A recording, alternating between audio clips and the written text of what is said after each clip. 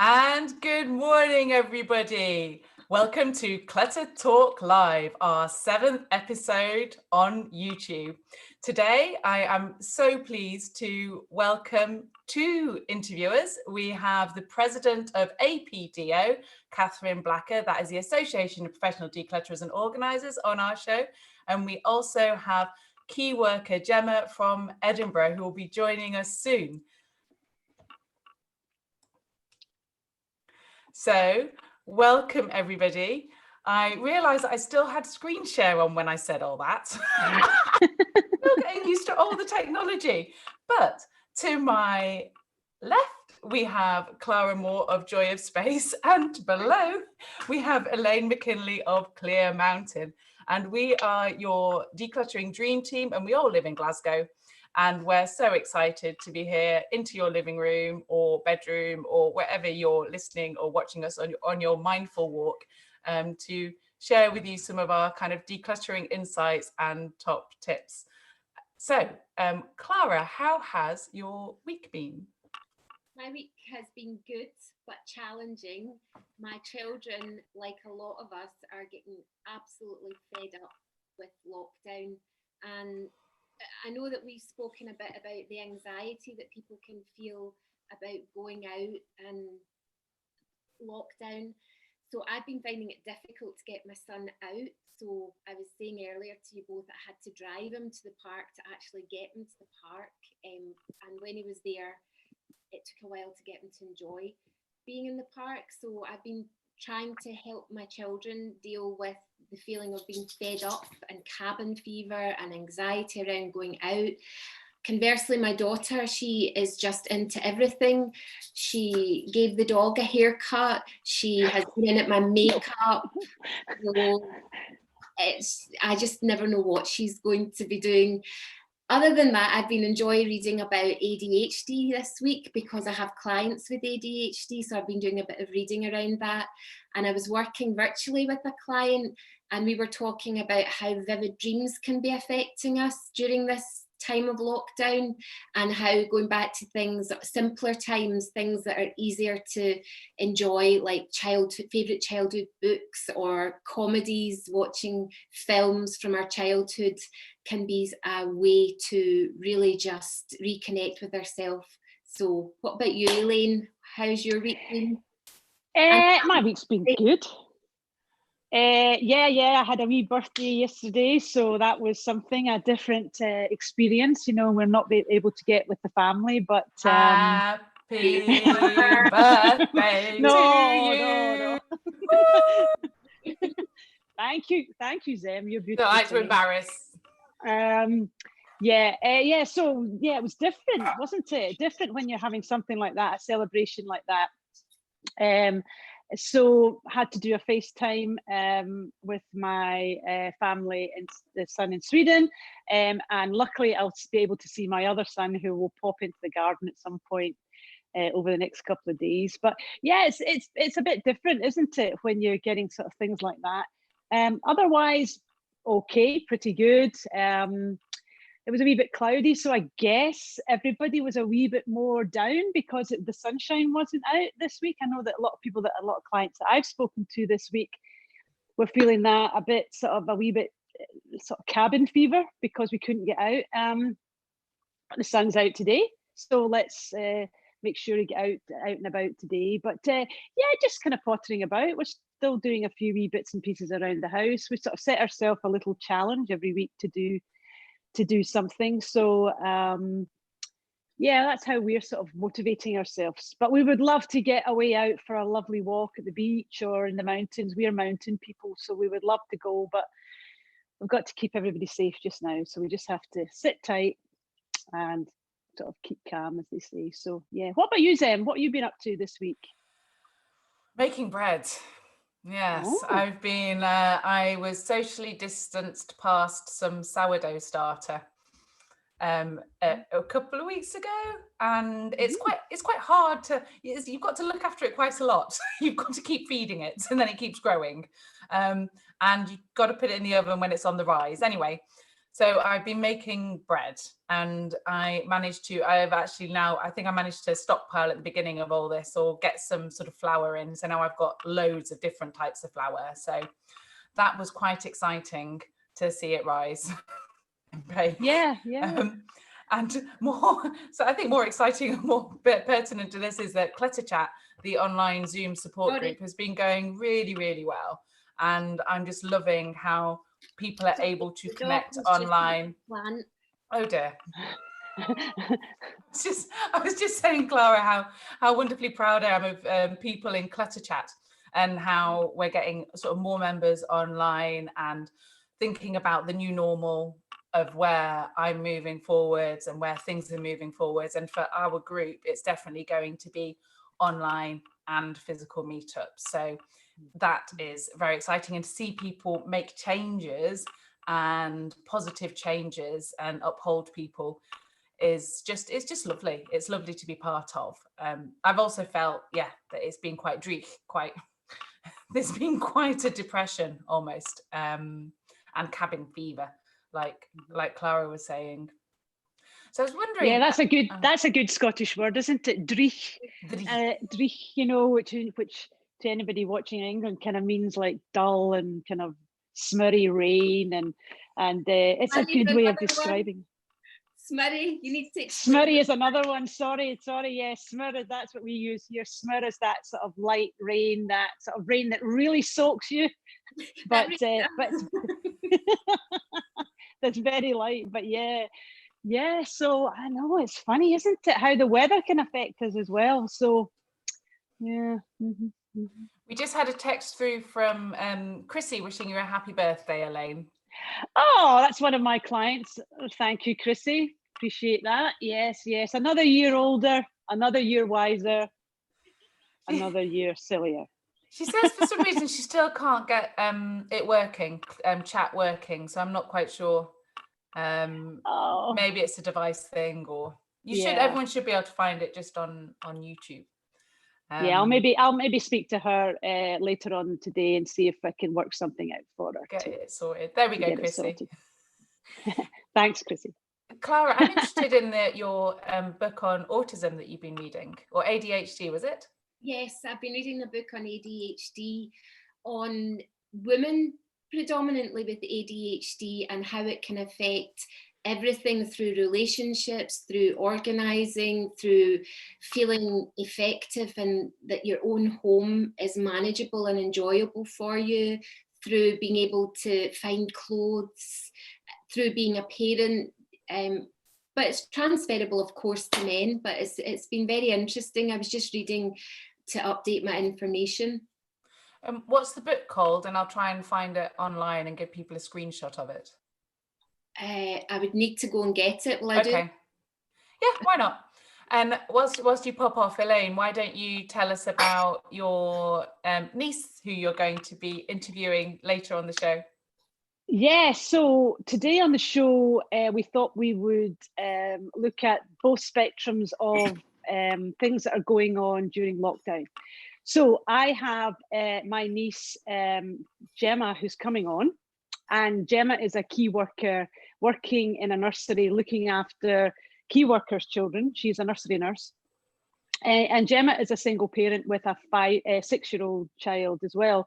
So there's a lot of good stories around how she's managing living in the home alone with a young child and trying to school that child, as well as going out and working as a key worker and making sure the precautions and the health and hygiene aspects are there. So it should be quite interesting. And then, of course, we've got Katherine, who is our president of Apdo, coming on, who we believe is living with her parents during lockdown. So she's going to bring another aspect. So it should be quite interesting, this one, actually. It should be quite interesting listening to the different problems that arise. Yeah. Challenges. Challenges, not problems, challenges. This book is called The Queen of Distraction: How Women with ADHD Can Conquer Chaos, Find Focus and Get More Done. Okay, I'm gonna pull up the share screen of it. Do you want to just tell people a bit about how you found it? Give a little review of it. I found it because it was actually a client who recommended it to me. And so I have been enjoying reading it, and I'm going to post it on. So I have been to the post office and had it weighed, and it will go, but I thought I would have another read of it first of all for myself, because I'm dyslexic. So some of the things that affect people with ADHD, I find affect me too, like having to have coping strategies, not being able to concentrate so well when there's background noises like people eating or fans whirring. So I'm finding it interesting from working with a client point of view, but also interesting from a personal point of view. Yeah, so very good, very easy to read, and great tips in it. Thanks for that, Clara. And if people have any questions or have any ideas about if you suffer as well with ADHD, or not suffer, but learn how to live with it, have got good strategies or are challenged, then you can text us in at any time during the show. So we're also keeping an eye on comments on the YouTube channel. So if you have any questions, or some of you might be able to connect on Facebook, then please do ask us questions. And I've still got my old school telephone that you can text into, and the number is 077 265 30217. That's text 077 265 30217. And we are Dr. Zen Moffat, founder of Clutter Chat, Clara Moore, Joy of Space, and Elaine McKinlay of Clear Mountain. So welcome everybody again to the show. And I think now is probably about the time to introduce the president of APDO, which is the Association of Professional Declutterers and Organisers. So Elaine, can I ask you to give a wee... Oh no, Clara's doing this one, isn't she? Thank you very much, everybody, for keeping me on track. Clara, do you want to give a wee introduction to Katherine Blackler? Yeah, so Katherine Blackler has kindly agreed to speak with us.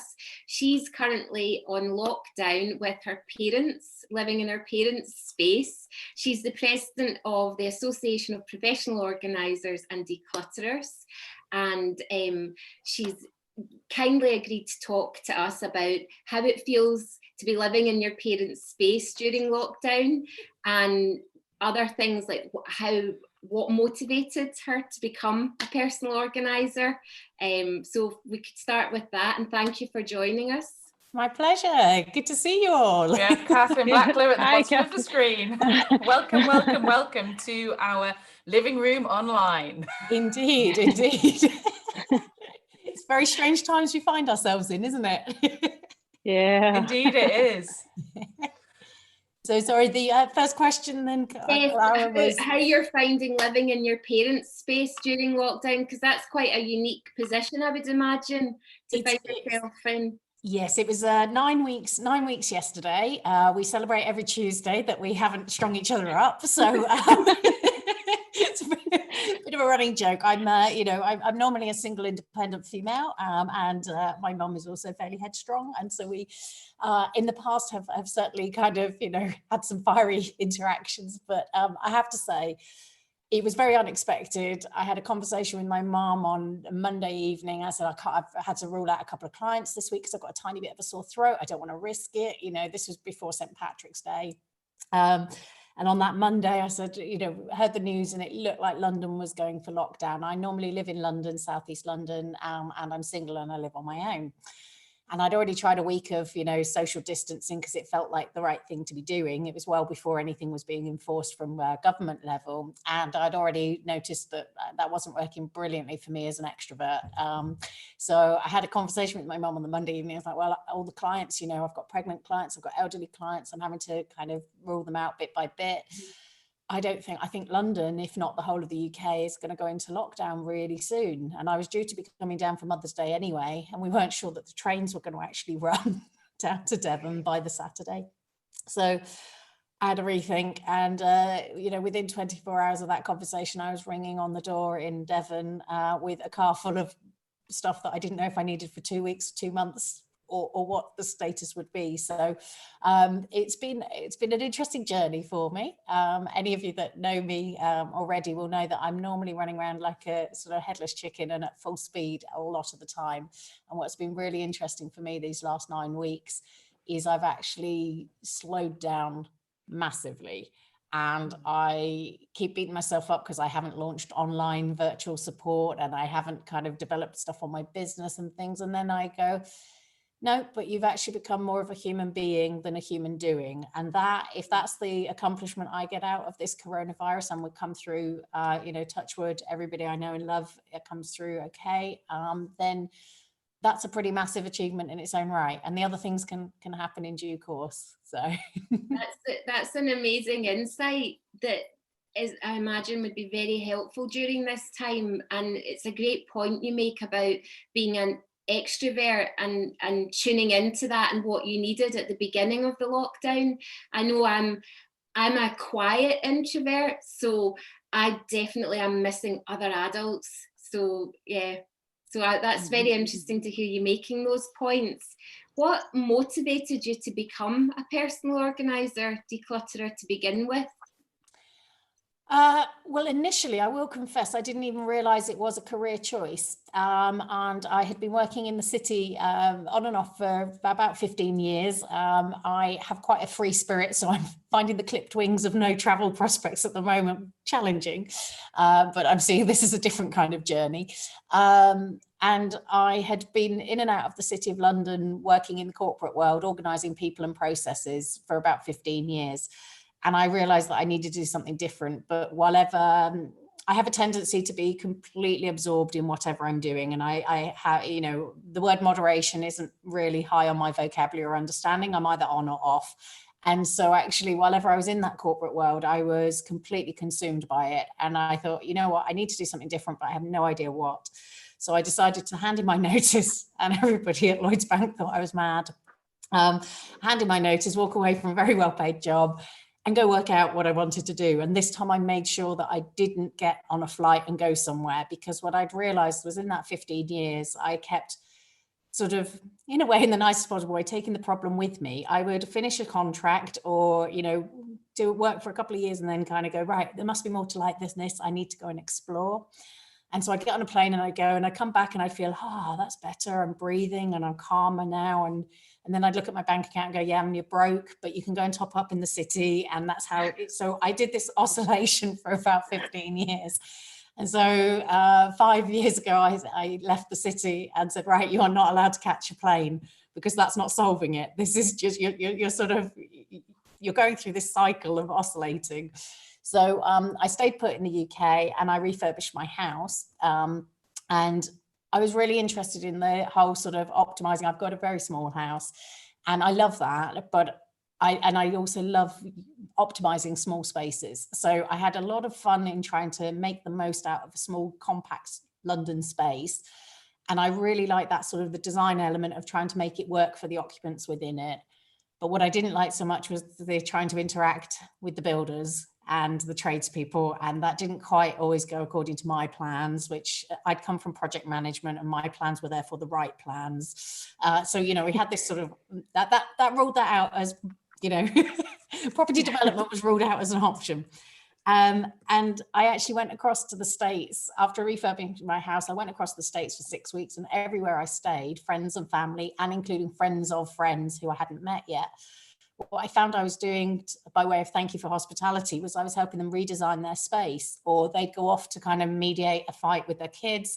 And I would actually, or a diaper change as it's called over there. And I would actually go, right, that larder needs sorting. So I'd go and sort it and organize it, or I'd go and sort out the trunk of the car and go, right, everything in this box is like pertaining to stuff that goes in at the top end, and everything in this box is stuff to do with what comes out at the bottom end, because I was getting worried with his sleep deprivation that you're going to get them mixed up and that could go horribly wrong.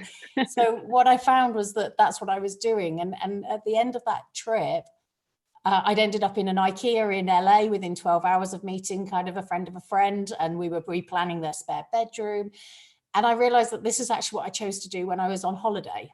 When I was, in relaxation mode. And my best mate in the States, by the end of the 6 weeks I was with her, and she said, could I just pay you to move in with me? Because it's like you take all the stuff that's bouncing around in my head and you just do it. And actually, my life is so much easier when you're here. And we both started chuckling and saying, wouldn't that'd be cool? What if that was a career? Do you think I could make a living out of doing that? So I don't go in at the moment. I don't go in and live with people, but what I do is come in and visit for at least 3 hours, sometimes longer, and actually help them with their space, whether that's kind of, usually it's residential spaces, but sometimes it can be office, small office and business spaces. And what's your company called? So I set up Sort My Space Limited, is the name of my company that I operate from. Yeah. Very aptly named. It is. And I think the reason the name struck me so much and I liked it so much is that space, it's not always just about the physical space. It can be about your headspace as well. And, it's much more broad reaching. It's never, as you all know, it's never just about the stuff. That's one part of the process, but it's never just about the stuff. And you're now the president of Apdo, APDO, the Association of Professional Declutterers and Organisers. And how's that for you, Katherine?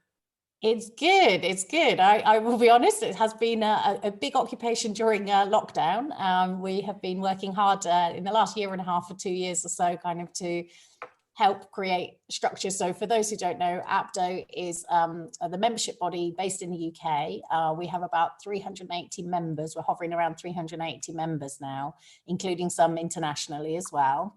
And we have a directory listing. So if anybody needs help with either in their homes, offices or spaces of any sort, you can go to find an organizer. And we have the directory listing. You can type in your postcode and find out who is in your local area.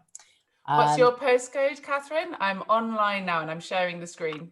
Right, okay, so we can do TQ1. TQ1. And let's just, we should test this actually, see if it does it on a postcode, on a part postcode. See what happens? We are updating this space, website as we speak. So this will show all the local Devon organisers. And some of whom you'll see there's a little badge next to people if they've been a 5-year or 10-year member. Yeah, we've got Jasmine Slay, who's been a 5-year member. Yeah. There she is. So this gives a little introduction to each of our members. They write their own profile, so they introduce themselves in their words. So it helps people to actually connect and feel if somebody would be a good match or not. So you can go to findanorganiser.co.uk and that will take you straight to that Find an Organiser feature. And then we have obviously information of if you are thinking about a career as a professional organiser, which I'm sure we can all highly recommend. And you can actually join us and become, oh, here we go, we're testing it. You can do it by first name as well, it should. Sort My Space, Katherine Blackler. There we go. Here she is. Hey, how exciting. I'm excited. That's good. That's working beautifully for demonstration purposes. That's good. A pleasure. We're always relieved when it works. So how have you found the changes in membership of Apdo, of the organisation? I think I went along to my first meet about 7 or 8 years ago, I think. So right, it has changed quite considerably. I mean, membership numbers alone, when I joined Apdo, which would have been early 2016, I think we were around 160 at that point. So we've doubled in numbers in that time. But particularly notable last year, 2019 saw us go through a huge surge in membership numbers. And we are convinced it's off the back of Marie Kondo launching her Netflix show and enlightening the world all over that there were such things as professional organisers and declutterers.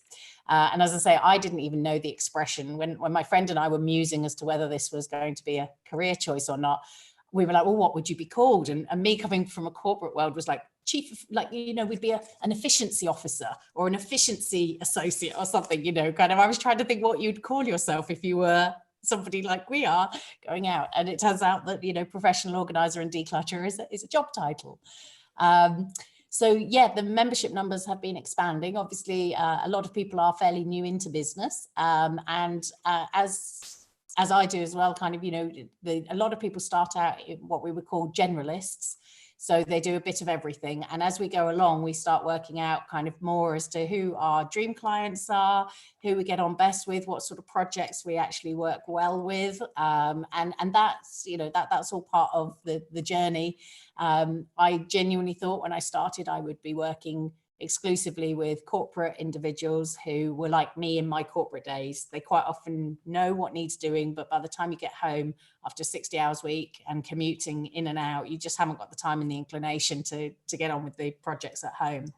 And what's been really interesting for me is a handful of my clients along the way have been in that category, but a lot have been a huge mix of individuals from, you know, high net worth income families in Chelsea, helping them with, you know, medical claim submissions and a backlog of that, and paperwork, for example, to working with people in, you know, in council flats and who are on the hoarding spectrum. So actually, the range, I think, if you want a varied career, this definitely ticks the box.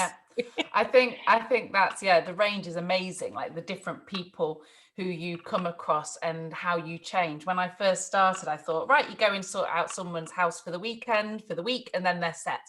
And now I'm running a Clutter Chat support meetup because I realize that actually it's ongoing and it's so varied. And I've got a question from Clutter Chat members for you, Katherine, that I might pose shortly. Right. We've had a text through from someone who says, in response to what you've been saying, Katherine is in Torquay. I come from Paynton and almost moved in with my mum for lockdown.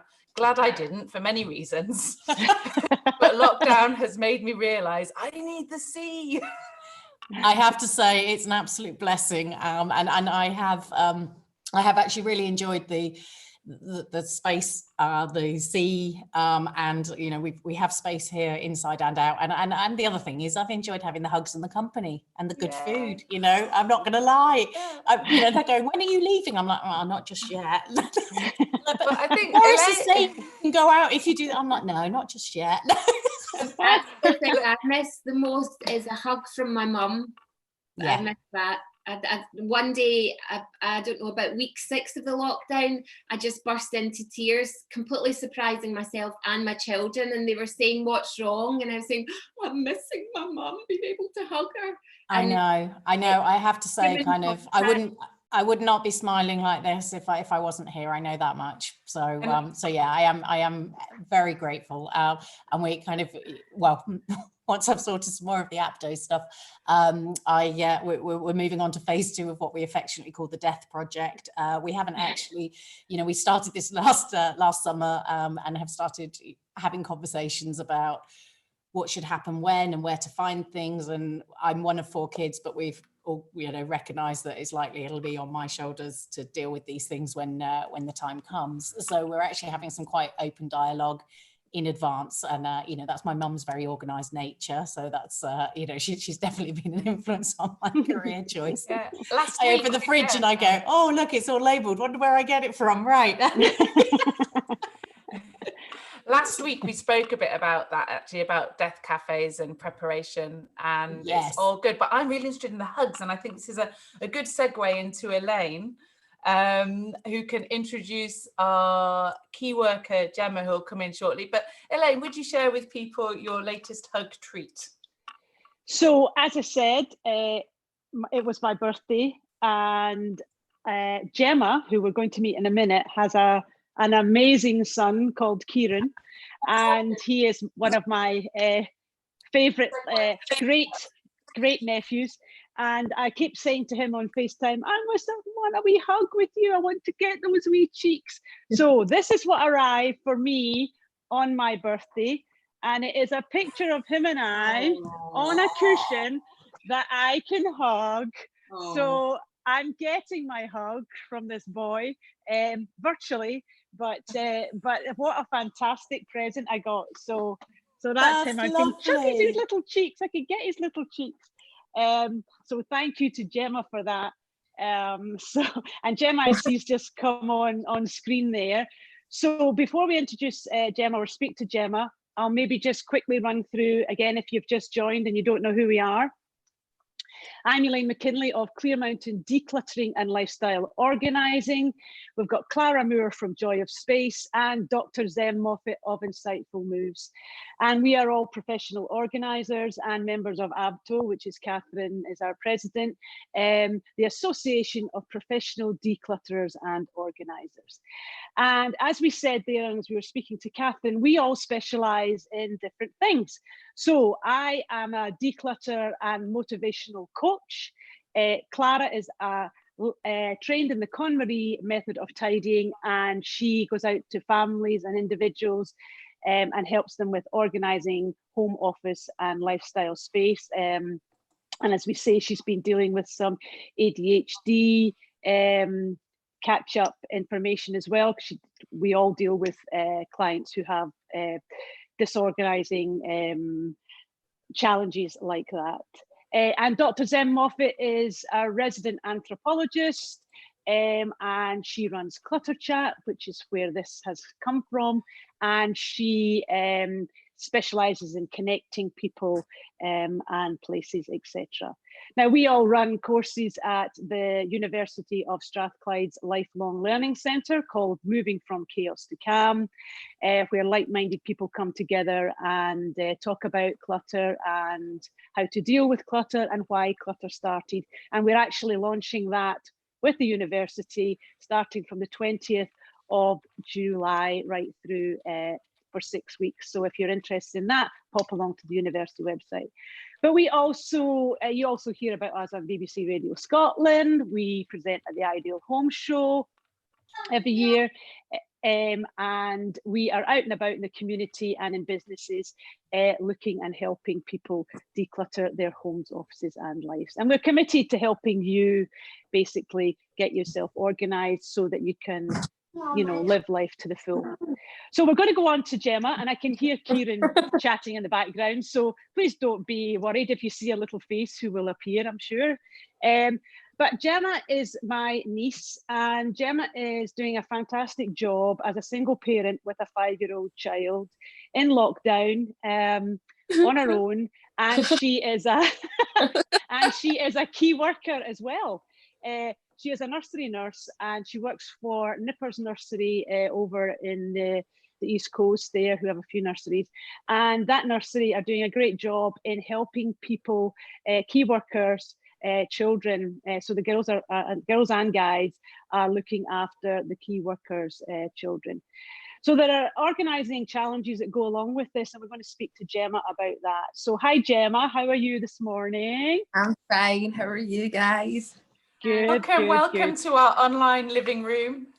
we hope you settle in well. I watch it every week, and I was like, it's my turn to be on it now. Get me on it too. Yeah, we were having a sort of a little chat, and I said, Gemma, you should be on because you've got some nice ideas, and you can, you know, you relate to some people who are sitting at home like us. So let's start it off with, so tell us what are you doing? I mean, I know that Kieran is at school, normally at school. So first of all, how are you coping with schoolwork? Let's start with that. Well, I'm not going to lie, we've sort of dipped and dabbed at it, mostly because, I mean, he is only in primary 1. He's quite a clever boy in general, so, but he gets easily distracted. So sitting at home and trying to do planned out schoolwork with him really isn't an option, or it just doesn't work.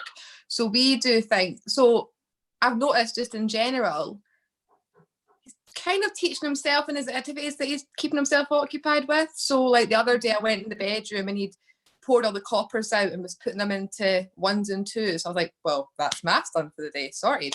And then he's very into like writing wee stories or just writing in general. So that, I mean, that's literacy done. But we have been doing some of the set plans, but it's just also trying to find the time of the day. I know we're in lockdown and we don't have much to do, but speaking for myself, I've still got to run the house, do the food shop, you know, get all the washing done, I'm doing training courses online for work, and the odd video chat with his friends, try to socialise in that sense. I know he's getting socialising when he comes to work with me, which is very appreciated, but it's obviously younger children he's having to socialise with, and he is missing his friends and things. So yeah, when it comes to the schoolwork, we have done dips and dabs, but we're not just now.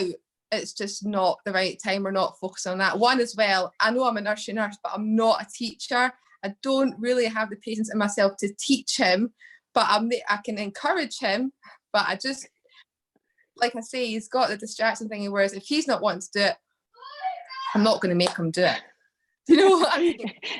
Yeah, and he's off in the background doing some fantastic He's things, always I think, keeping himself occupied all the time.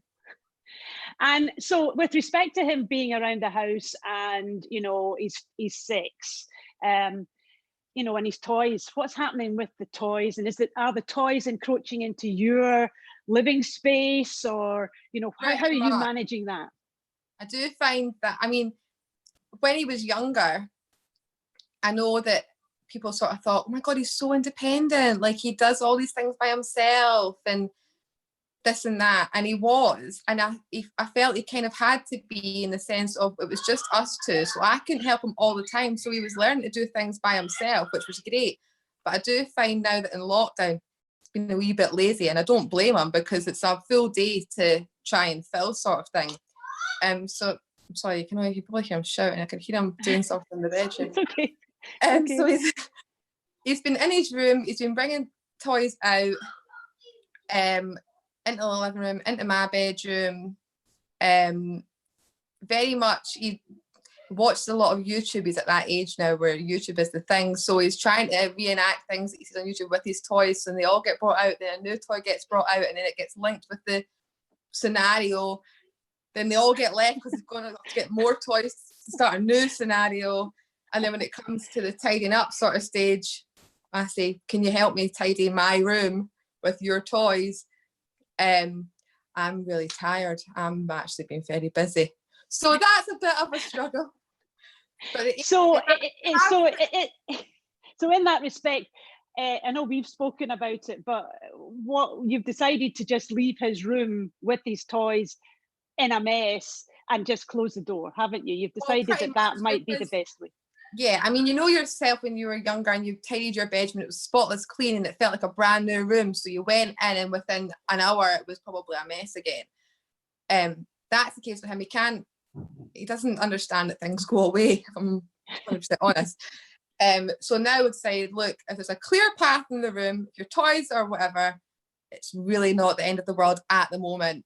We can close the door on that and come back. And as well, he probably needs to declutter his toys, but right now there isn't really anywhere I can take all these toys, so it would then just be bin bags sitting in his bedroom, making it look worse, sort of thing. Yeah. Sorry, Gemma, I'm going to interrupt. Does Clara, because I know Clara's got a couple of kids, or Katherine, in your experience, do you have any questions or suggestions for Gemma, or just comments? I can completely relate to what you're saying, and every week after this show, my daughter says, Mum, come and help me do my bedroom. I want to do folding. I want to tidy my toys. You'll never have to do this with me again, Mum. And then literally that evening, it's tidy in the afternoon, and then literally evening, it's like a bomb hit the room, and it's like she's 7 going on 17. Whereas my son, he avoids eye contact. He's like, Mum, my room's fine. It's fine. I'm playing with my Lego. So yeah, I've adopted your philosophy as well of, as long as there's nothing, we've got a puppy that's going to choke the puppy, and as long as they can get their bedroom door open and shut and get to their bed and it's not causing harm, then they've got much more flexibility, because their bedroom space is like their safe space, their play space, their school space. It's everything to them. But like you as well, I'm having them encroach in my bedroom, and that boundary, I was saying to the girls yesterday, I ordered Domino's pizza, and we did watch a double bill on Netflix on the laptop and ate pizza in my bed, which would not normally happen in non-lockdown times, and I had to put all my bedding into laundry this morning. But you do what you have to do in these times, and you're doing it's a case of pick your battles at the moment. Yeah. Yeah, yeah. And on that subject of actually laundry, which is something we're going to touch on as well, because you are a key worker and I believe the nursery has put things into place. Could you explain a wee bit about how that's happening, that you've got extra laundry because of hygiene, policies that have been put into place? So can you tell us? I don't think I've ever had my washing machine on as much as I have since this lockdown. I think it is the case of, so for example, if we're going to work, you go in normal clothes, you take your work clothes with you, you get changed into your work clothes, plus aprons, gloves, lots of hand sanitizer, etc. We do the same for Kieran, so I'll take him in clothes, or maybe just even his jammies if it's an early start, and then we get him changed into his clothes, and then we come home and have to just wash everything. But I think as well, because that's been put into my head for going to work, I feel that if we go outside, I feel I have to wash now the clothes that I've just been outside in, just in like to loosen the risk and things. But yeah, we have to be dead organised. So most days, normally I would work a Monday and a Friday, so I had those 3 days in between where I could do the washing, whatever. Whereas just now with the lockdown, it's worked out that I'm able to job share with Kieran and come with me. So we're doing a Thursday, Friday. So now I have to make sure I have 2 polo shirts so that I'm not having to rely on the one that I've just washed for the next day. So I have to wash 2 polo shirts, 2 zippy jackets, 2 pairs of trousers, and we have to take different shoes, give them a clean when we come home. So yeah, there's a lot of washing things involved now, which extra lifestyle things. And in terms of that, for eating your meals or going out to the supermarket to buy that, have you had to change your lifestyle routines for that? Have you had to look at meal preps or anything? Well, we are now trying to just go out once a week, whereas normally if he would have been at school, I would have dipped and dabbed into Tesco's, but just now it's like, well, we'll just reduce the risk, we'll just try and go out once a week. Also, normally he would have been at school and it would have been either a packed lunch or a school lunch, whereas now he's at home, he is a snacker, he will snack all day and he's not much of a meal person. So now it's the case of having to stock up on the extra snacks, or the last week I've had to say to him, look, you're going to have to have meals, and you can have one snack in between, whether it just be a bowl of cereal for his breakfast, and then a sandwich and something for his lunch, and then have his dinner. Whereas before it would have been toast, then something else, then something else, and something else. Then he would have had a lunch and something else. So we've tried to cut down that sense, and also we just have to go out to the shops as often. But yeah, I do feel now we have to. Now we're quite laid back in this house, and now we write shopping lists. We've never written shopping lists, but now we meal plan. Right, what could we have that day? Right, what could we use for the rest of that day to make for that day? What could we have? I make in batch and put it in my freezer so that one day then that's a meal for next week. So that's a very interesting. It's an interesting one, because do you think that possibly you'll take some of these routines maybe into life after lockdown? Do you think it's making your life easier? Or I definitely think the whole thing of like bulk shopping is actually working out better, in the sense of when I used to dip and dab, I'd probably spend £20 or £30 on that dip and dab, whereas now I'm planning what I'm having and I'm only spending about £40 for the week. Yes, I have a dip it once in a while and go in to get if we ran out of something, but it's nothing compared to what we were doing before. So I definitely think I've saved money in that sense.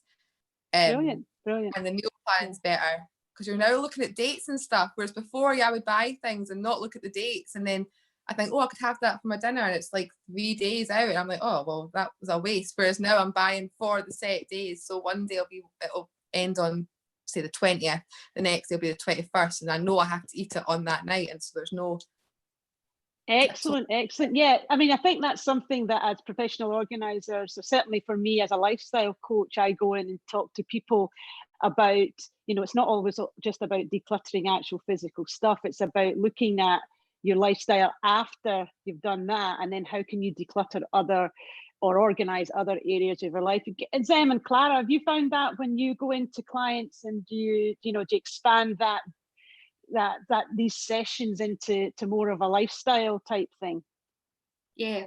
You were saying that just early on, actually, Clara, weren't you? When I asked you about your week out of this, you were saying that about how you've got one client that is very grateful for some of the things that have been put in place. Yes, yeah. I worked with a client, a male client, who we worked on organising his bedroom. So although he's not able to work at the moment because of the job that he does, he can't socially distance.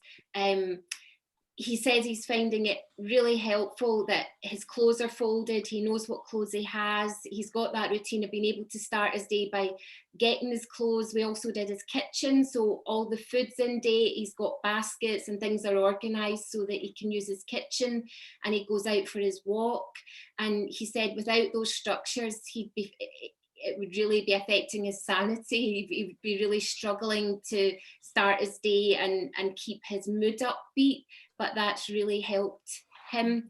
And another client that Elaine and I both I worked with them virtually on Saturday, and they were saying that because Elaine and I have done work with them about self-care and about what you're saying yes to, and whether that means you're saying actually no to yourself. And that client, through this period of lockdown, has actually been able to just pull back from all the voluntary things that they were doing, and instead of overextending themselves or stressing themselves, they've been able to say, well, no, I can't do that. I need to focus on the things I can do.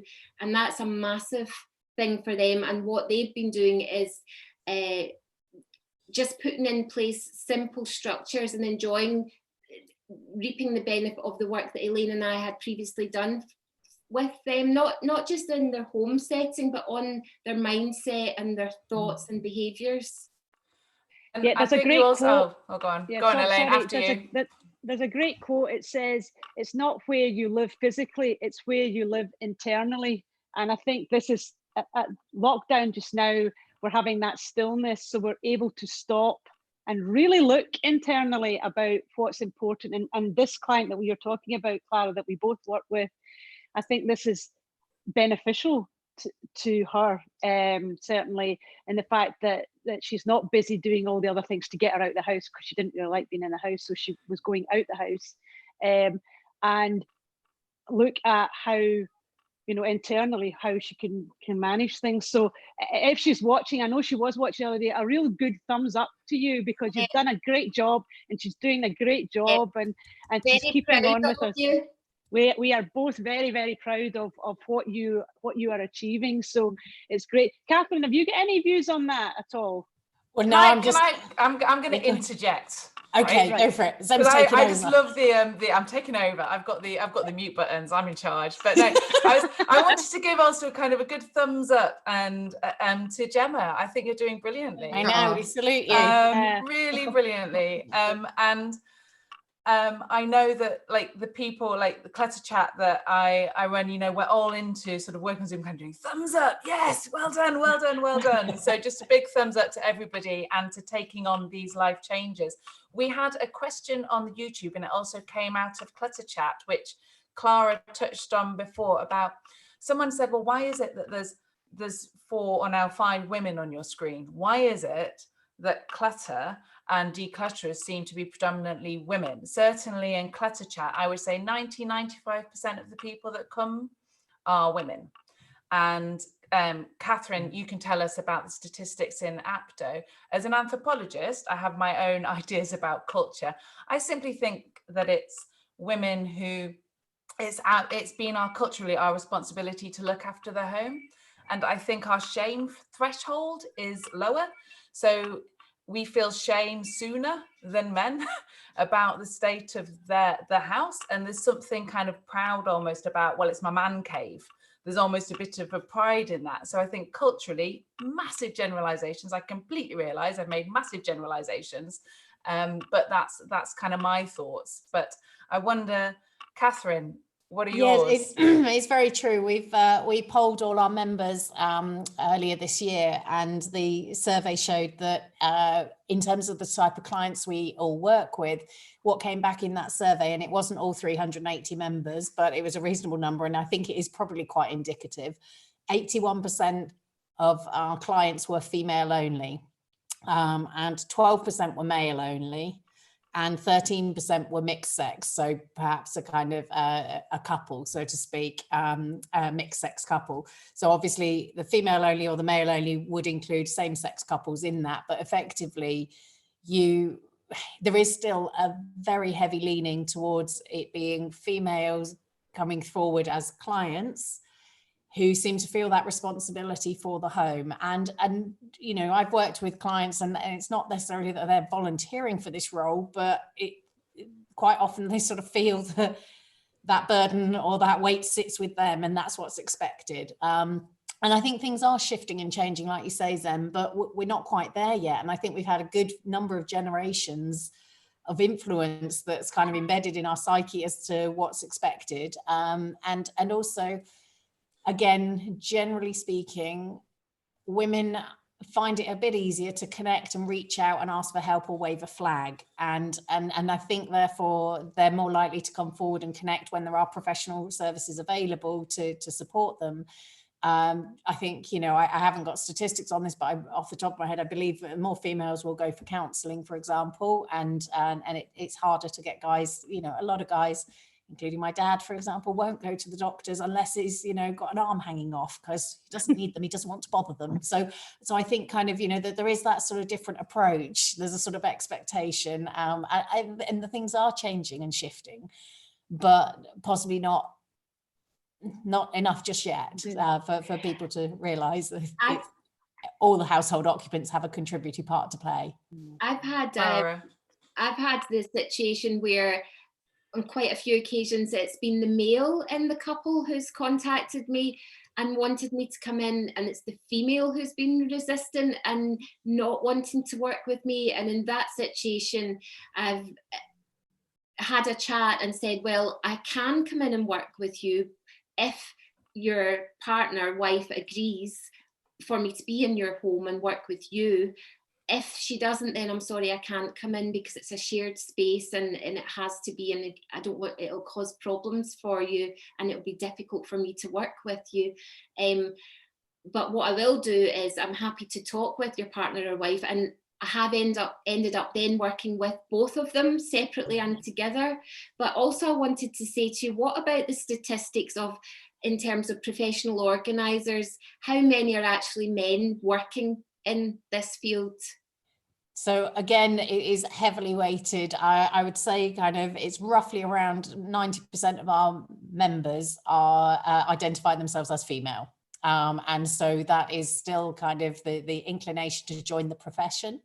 There's absolutely nothing stopping anyone identifying as male joining the profession. Absolutely, we welcome everybody, but it does seem to be something that is predominantly a female profession at the moment, and some of that I think is understandable. Again, if we're going down kind of fairly conventional approaches, it's a role that can fit between the school run and so on. And so a number of our members are mums, and they do their decluttering client work between the school run, quite often with mums who are also have got that window between the school run and things. So I guess it does depend who the primary carer is and who the primary breadwinner is, and whether it's a secondary income or not. The majority of our members do actually run their decluttering businesses as the secondary income for a household. And so I think kind of those are all contributory factors in sort of, you know, fairly practical reasons for why it may be a female kind of out of the household kind of that joins it as a profession as well.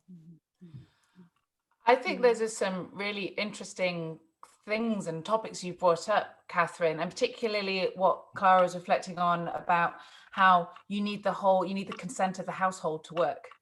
So whether it's a male or a female, or how we do that. So maybe that's a topic we can take forward to next week, because I think it's quite a rich one, is that how do you work in an environment with if you're just by yourself or with many people, and also putting it out to everybody. If there are any more men that want to come on the show to talk and give their opinion about why they're not interested in decluttering, then please get in touch with us. So there's also another point there. Sorry, just before we go, there's also another point there where sometimes we get people who contact us saying that they would like us to go and work with a family member, but actually haven't discussed that with the family member either. They just say, oh, you know, my relative needs you, so I'll pay, and could you go?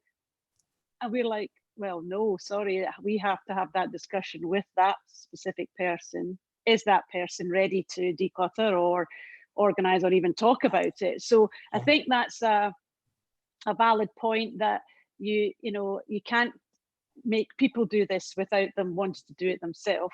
And whereas it's all goodwill and you want the best for the person who maybe need a declutter, it's very, very important that we are dealing with that person and not somebody who's thought that they might need our help. So I mean, it can be a lovely gesture, kind of, you know, but I've got it on my website. So yes, you can do gift vouchers, but do check that they would want it, kind of, and because actually thrusting a professional organizer in on someone who's like, well, everything's fine, thank you.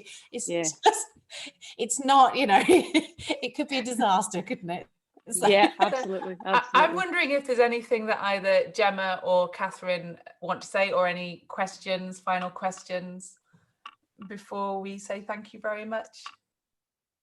No, I'm all right. I think I've got Elaine on. I've got Elaine on speed dial if I'm ever worried anyway. So it's about 5 phone calls a day. So I'm pretty good right now. You've got your support channels. It's important to have support channels around you, especially in these times. Yeah. You're very lucky, Gemma, because I do not work with family or friends. It's like I do not. I mean, so you're very lucky. I asked for the advice.